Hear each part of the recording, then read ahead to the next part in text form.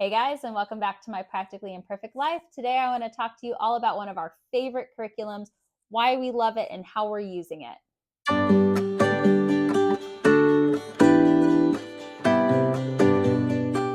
So, like I mentioned in the intro, today I wanted to talk about a curriculum that our family has just absolutely fallen in love with. We actually are using multiple programs from this company for my kids, and each of them have given their courses just absolute rave reviews, which is rare coming from teenagers. And they've enjoyed it so much that we know we'll definitely be utilizing their programs going forward for different subjects. That company is Guest Hollow, which is a small business owned by a husband and wife team. And I stumbled across them when I was searching for some living book based curriculums. I wanted to try to find a way to introduce some curriculum that kind of went beyond textbooks. And the idea of something that was based off living books just really appealed to me.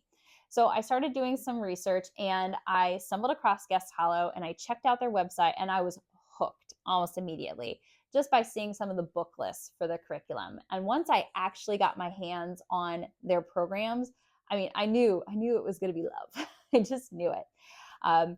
There are just so many wonderful things to enjoy about this program, but I'm going to go ahead and I'm going to give you my top 3 things that I love about Guest Hollow. So number 1, I love that it goes beyond just including living books. And if you're not sure what a living book is, it is a book that just kind of immerses you in a subject and helps you deep dive into a subject. This curriculum has that. It has an amazing book list. And I have just really enjoyed kind of reading along with my kids, but it has just so much more. There are workbooks that they have created for you. There are online games. There are links to videos, documentaries, websites, printables, art projects, recipes. The list goes on. And it is something that they describe as like a smorgasbord. They're giving you this whole buffet of things to choose from. And you can pick and choose which things you can do on a given week. Maybe your student wants to try to tackle it all. Maybe you just want to do a few things. Maybe you want to spread out a week's worth of curriculum over 2 weeks. It is totally up to you. And we have just had so much fun kind of picking and choosing and going back and forth between different kind of projects on different weeks. The second thing I really love about this curriculum is how clear and easy the resource list and the curriculum schedule is to follow as the teacher. So they provide a super thorough resource list that will tell you absolutely everything that you would need for a given week if you were to do all of the cooking and all of the art projects or all the hands-on crafts. They also will have a very thorough book list provided for you that will tell you every book that's recommended for the program, and it will give you a ranking on how important they feel that book is to the overall curriculum. So, for example, a book rated number 1 is one that they feel is pretty crucial to the curriculum and might have questions that are included in the workbook that they provided, whereas something that's a 2 might be highly recommended and 3 might just be nice to have. So if you are on a budget or if you are struggling to find all of the books on the list, you can kind of focus on those ones that are a higher ranking book. Now, did I buy all the books? Yes. Yes, I did, because I'm a book hoarder and I can't help myself. But you don't need to. You can definitely prioritize. It also helps to be able to look through that schedule and see if a book is going to be used every single week, because there are definitely books that my son has been using on a weekly basis. In fact, those are pretty much stacked behind me here, those books that he's always using. And there are other books that are only used for a 1 or 2 week period. And those are great ones to be able to just get from your local library when you know that you're going to need them. The schedule is also really easy to follow. When you purchase the curriculum, you get a download of a Word version of the schedule and a PDF version of the schedule. And within those schedules are live links. So you can click right on where it has a recipe and it'll take you to the website for that recipe. If there's an art project, click on it. Takes you to the instruction page. YouTube video, click on it, right to the YouTube video. Saves so much time to be able to use that to get to those pages. And some people will have their students click right off of the schedule. Others might use it to create bookmark folders for a given week's assignment so their student can follow that, however you choose to do it. But it is just very easy to follow along. Now, if they discover that a website link has gone dead or a video has been taken off of YouTube or is no longer available, they will go ahead and they will update the links on an online version of those schedules. And they're really good about communicating that out to their customers. So that way, you know, if there's been a replacement video or replacement website added. And the third thing that I love about this curriculum, and this really is like my number one reason for loving it, is that it is teaching my students that you don't have to learn just from a textbook. Learning can go well beyond a textbook. You can learn from documentaries, you can learn from videos, you can learn from hands-on activities, you can learn from music, you can learn from living books, you can learn from novels. Like, there's just so many different ways that you can get new information, and they are growing to love doing that. And again, that's my goal as their teacher, is to create a love of learning that will continue throughout their life. So this curriculum just really helps to foster that love of learning. Guest Hollow LLC has been kind enough to offer a coupon code for you, my viewers. That coupon code will be shown down below me here on the screen and is good for $5 off any curriculum at the guesthollow.com website store. You can use it multiple times between now and January 1st of 2023, so definitely hop over to guesthollow.com and see all the amazing curriculum offerings that they have. If you are looking for ideas on how other families are utilizing Guest Hollow curriculum, I will also put in the description box a link to their Facebook groups.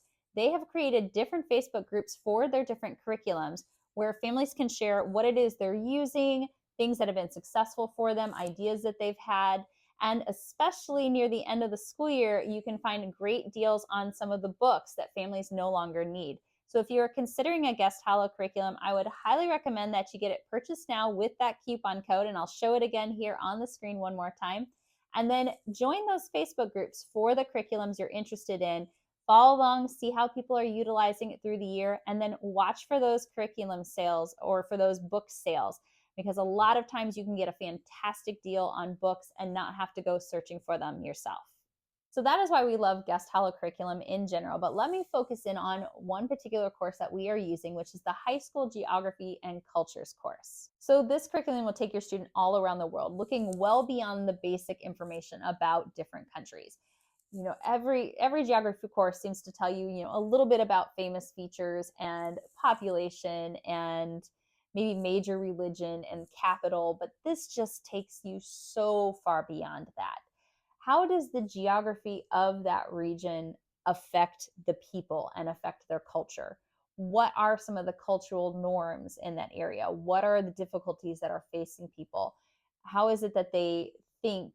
How is it that they dress? How is it that they eat? What is their religion? What are their different types of traditions? What type of languages are they speaking? How did those languages develop? It just immerses you in the different cultures.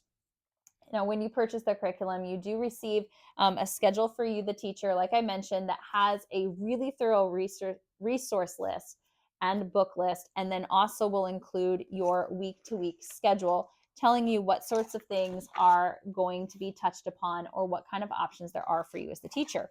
You also get a workbook with this course, and I have printed that off here. And the workbook has different types of assignments in it that your student can do as they're going through the different weeks of the program. Now, I have a tendency to kind of look ahead several weeks at a time when I'm planning out this curriculum. I find that if I look ahead, for the next 4 or 5 weeks, that helps me to just feel really well prepared. I do focus heavily on using the different books. Maybe it's because I bought them all, and I feel like if I buy them all, we should probably use them. But as I flipped through the different books that are assigned, I found it really hard to choose books to cut. I want to make sure that my son gets a chance to read all of these great things and learn all of the things that are in the books. So typically what I will find is that we will shorten down the number of videos that he's watching. He doesn't particularly want to sit in front of a computer screen for hours on end anyways. So if I can narrow it down to just a couple of the videos or some of the more important ones, or 1 or 2 great documentaries, I will do that. We almost always will utilize Geography Now when it is recommended in the schedule, because I am a big fan of that YouTube page. It's entertaining, so it engages my son in the learning, and it gives a lot of great information.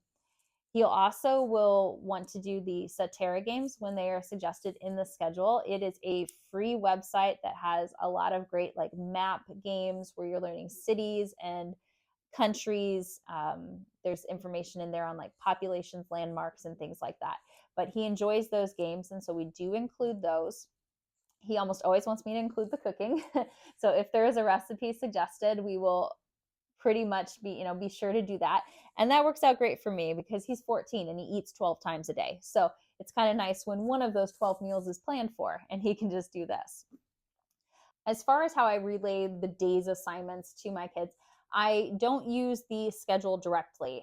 A lot of families will do that where they just have their student, click links right from the schedule, or they will, have a printed copy of the schedule and kind of highlight what they want their student to do.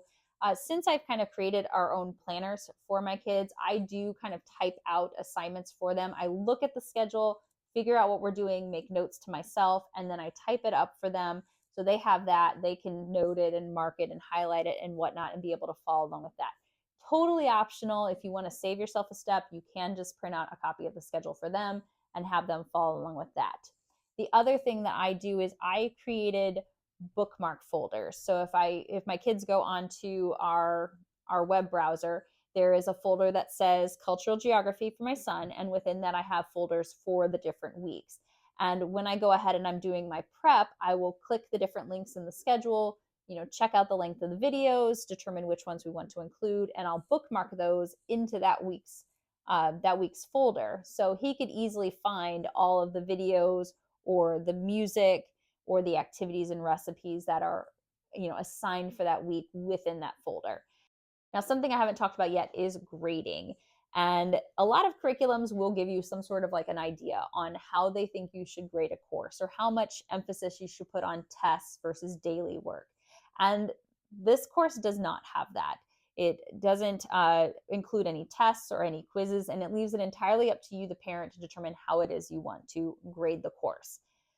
Now, given that this is going on a high school transcript and I need to include a grade, I did have to figure out how it was I was going to be assigning credit or, figuring out an overall grade. First, I looked at projects. There's art projects, there's mapping projects, there's cooking projects, and I decided I was going to kind of count those projects overall as about 20% of my son's geography grade.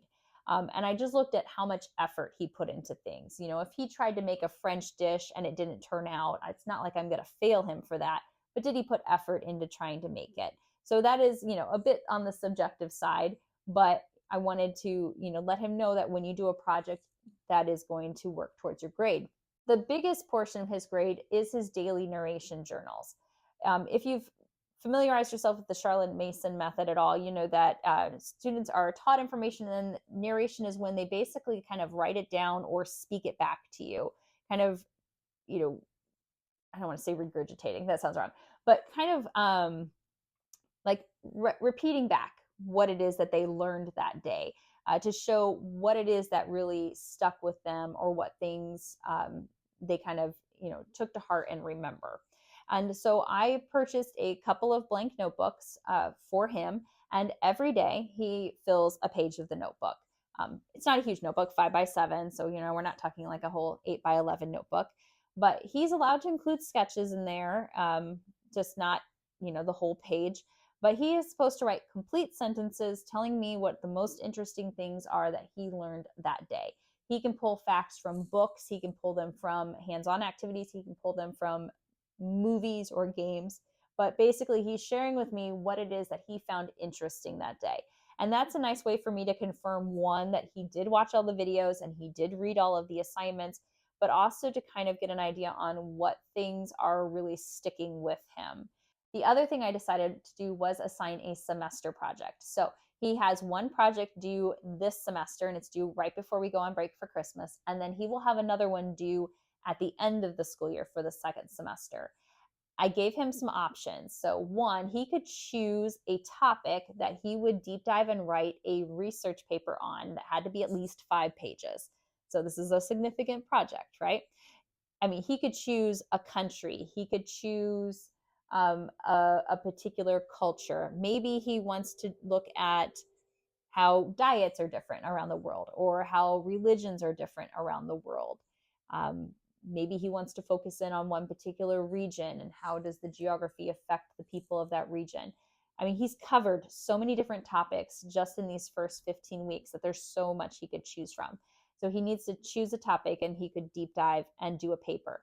The other option would be to create a presentation. So I gave him a number of slides he needed to have, and then he needed to prepare a speech to go along with it that needed to be at least 10 minutes in length.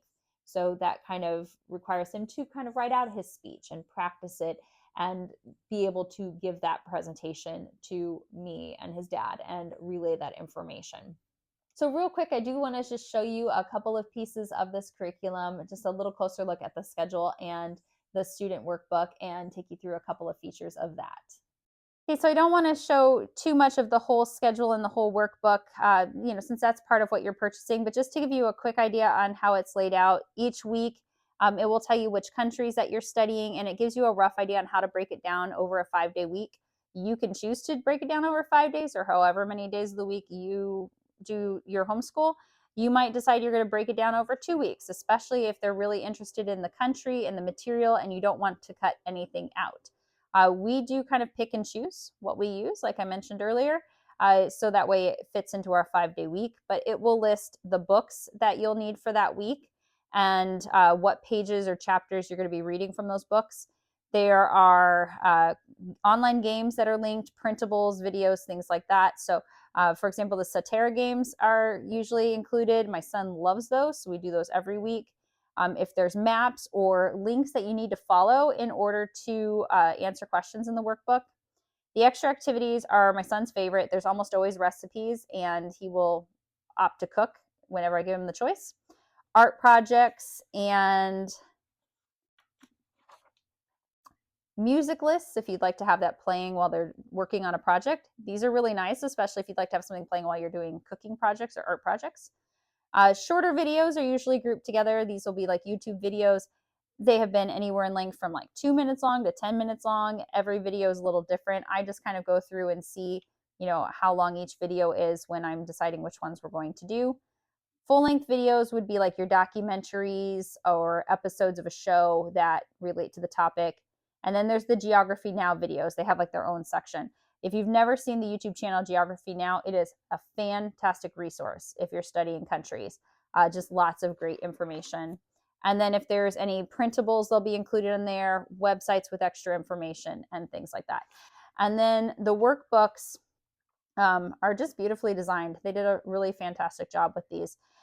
They will be labeled for what week they're for, and then it will tell you where the reading, like what reading it comes from, and typically like page numbers and chapters. So almost always I have found that the spine textbook, the online spine textbook, has correlating questions in the workbook, and it'll tell you that. Now, if there are questions that come from a specific reading assignment, for example, here in week 18, he's reading Prisoners of Geography, and there's questions here from chapter 1. So while he's reading chapter 1, he will do those pages. And that's what you see that I mark up here. So when I write out his assignment that he's supposed to read this, I'll put in there that he's doing workbook page 82 or 83 or whichever. That way he knows that he needs to be looking in the workbook to do questions that go with that specific reading. So as you can see, they're quite big. This is the whole workbook printed out. Now I did print it out just single-sided. If I had double-sided printed, I wouldn't have killed as many trees, but it is what it is. And then the schedule itself all the way through there. All right, guys, that wraps things up on why we love Guest Hollow and how we are utilizing the Geography and Cultures course in our homeschool this year. Don't forget to jot down the coupon code. I will show it one more time here on the screen for you, and go to guesthollow.com and see all the amazing curriculum offerings that they have available for you. If you'd like to see how even more families are utilizing this particular course, I'm going to link a collaboration playlist that this video is a part of down below in the description box. So you can see that there are just many different ways that you can really make this curriculum your own. As always, thanks so much for watching, everybody. I'll see you in the next one.